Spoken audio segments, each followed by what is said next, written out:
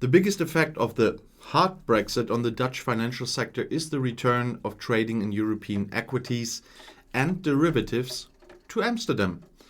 This follows from the latest research by the Argumentenfabrik as commissioned by the Capital Amsterdam Foundation following its report from 2019.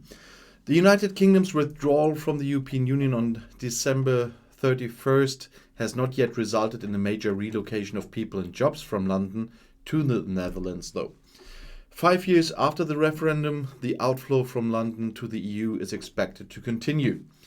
There is little chance that the EU will grant equivalent access rights to financial companies based in the UK anytime soon. Asset managers and banks have mostly relocated their activities from London to Dublin, Frankfurt, Paris, and Luxembourg, but hardly to Amsterdam. The strict Dutch remuneration rules have probably played a role in this. Due to the shift of the European financial center of gravity to the EU, the Dutch capital markets will benefit from further European integration and harmonization. In the run-up to Brexit, the Capital Amsterdam Foundation commissioned an extensive study in 2019 into the expectations of Brexit for the Dutch financial sector and the capital markets in particular. The aim was to provide the interested public, the media, and the policymakers with an overview of the effects of Brexit on the Dutch capital markets and to make suggestions for possible future policies. The expectations have partly been met, but the results differ in some areas. Trading in stocks and other financial products is one thing. Long before Brexit was even a word around the Amsterdam Stock Exchange, many companies were established that are active in the stock and derivatives trade. This ecosystem was expected to have a pull effect on comparable companies in the context of Brexit. This expectation has been fulfilled as 2/3 of the financial companies that have come over from the UK are active or involved in this trade. The speed and magnitude of the relocation of European equities trading to Amsterdam have exceeded expectations by already tripling in volume in the first months of 2021. Derivatives trading such as interest rate swaps also saw a clear shift, and there is growth in the listing of new shares of international companies and special purpose acquisition companies, so-called SPACs.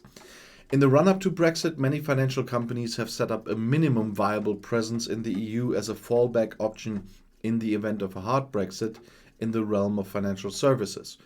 The hardest possible Brexit, as expected in the 2019 report, has indeed materialized for financial services. After Brexit, companies have started to expand this presence. The Netherlands Foreign Investment Agency, the NFIA, estimates that around 1,000 new jobs have been created so far by financial firms that relocated their operations to Amsterdam since Britain left the EU. The number of jobs is expected to continue to grow. Until now, this has mainly concerned functions related to regulations and administration. It is striking that these positions are often filled locally, which has a positive effect on Dutch employment.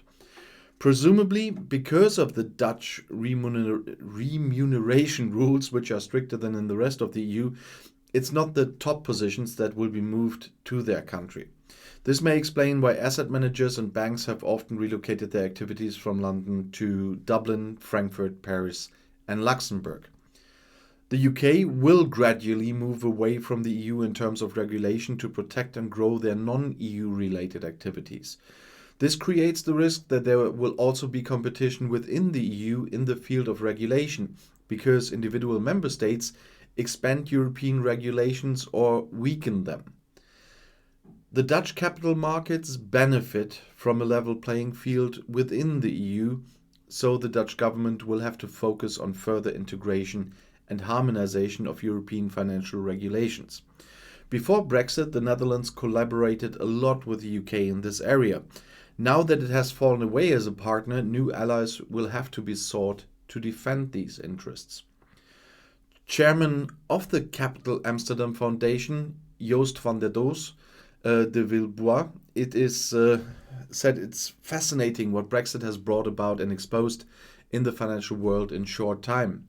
Our foundation aims to contribute to a healthy Dutch capital market, which is essential for a well-functioning Dutch economy.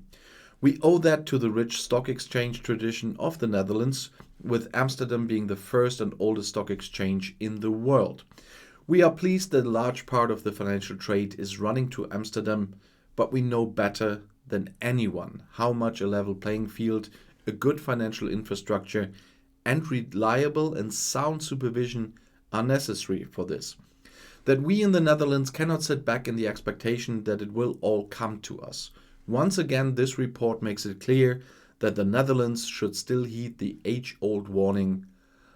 Let's op sec.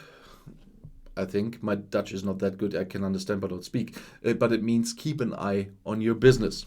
And especially to my Dutch friends, please don't mind my pronunciation there. As I said, I can understand a lot, especially when I read Dutch. I mostly understand everything. But speaking Dutch is a completely different topic. I'll see you in my next video. Auf Wiedersehen.